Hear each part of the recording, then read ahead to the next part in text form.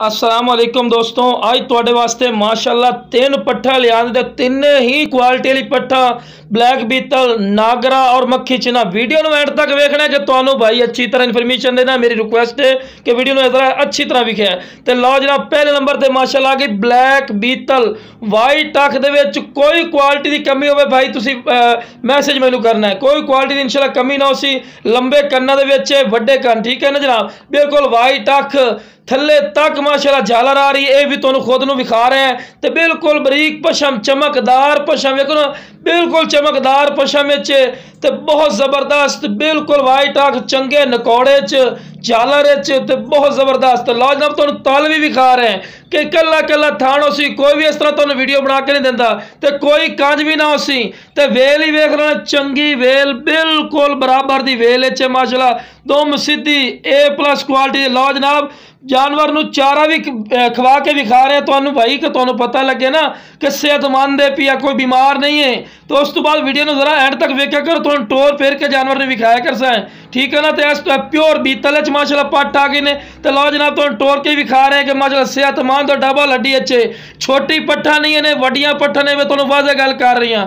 उस तो बाद आ गई नागरा बीतल प्योर नागरा बीतल माशाअल्लाह पट्टी ने नकौड़ा फेस ही चेक कर रहे माशाअल्लाह चंगे नकौड़े फेस दुम बिल्कुल तीर वाली कर सीधी लंबे कन्न तोता फेस वाइट अख चंगी झालर बकरा नहीं भाई पट्ठन माशाअल्लाह। और माशाअल्लाह क्वालिटी चेक कर सकते हैं माशाअल्लाह जिवें बकरे के फेस होंदे ने बहुत जबरदस्त बिल्कुल तोता फेस झालर ही वेखो माशाअल्लाह चंगी झालर तो वाइट अख और बैठ में सिंह और निक्के निक्के सिंह भाई इसनूं भी गौर कीता करो कि बैठ में सिंह है माशाअल्लाह।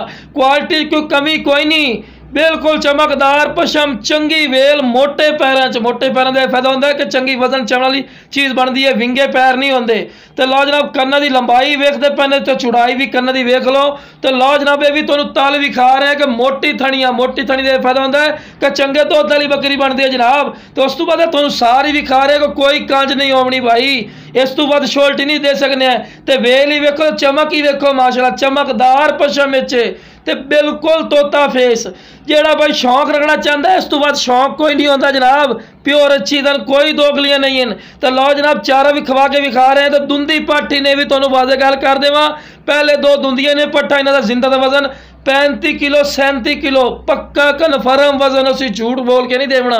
35 तो 37 किलो जिंदा का वजन है। इस तो बाद एंड तक तुहानू मक्खी चीनी विखे ने। लो जनाब टोर फिरा के विखा रहे हैं कि माशाअल्लाह सेहतमंद वेखो ना दोम सीधी तीर वाली कर नस्ली चीज़ निशानी होती है, गौर किया करो। तो लो जनाब मक्खी चीनी आ गई पट्टी ने बकरा नहीं भाई बिल्कुल फेस नकौड़े चेक कर सकते वाइट मक्खी चीनी ऐस वाखते क्वालिटी वाली माशाअल्लाह पट्ट बिल्कुल वाइट अख दे विच उसी वाइट गदरी का बिल्कुल तोता फेस एवं गल्लां तोता फेस नहीं बनावना, खुद ही तुहानू नजर आ रही है।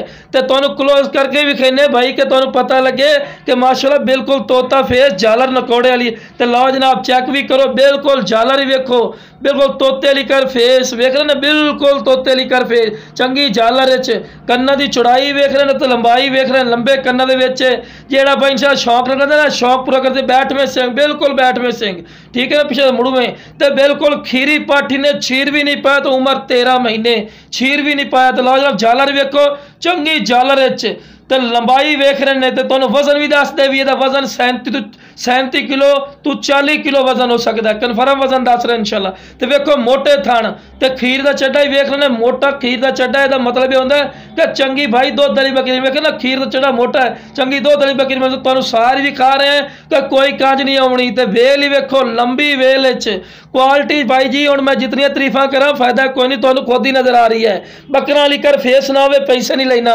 बहुत जबरदस्त चीज़। शौक रखना तो इस तरह शौक रखो, खर्चा थोड़ा करो लेकिन चीज़ चंगी है। मार्केट नालों भी तुहानू रियायत देवांगे, मार्केट जो रेट चल रही है उसमें भी 4,000 5,000 पक्का रियायत ही साथ माल, ठीक है ना। तो लेकिन चीज़ का मुल होता है भाई, इस तो बाद क्वालिटी साढ़े को कोई नहीं जनाब। और तुम टोर के विखा रहे कि माशाअल्लाह खूबसूरती वेखो मोहरा वाली कार। तो जेड़ा भाई काल कर से काल की कदर कर बिल्कुल ज्यादा मुनासिब राइट है। ओके जनाब अस्सलाम वालेकुम।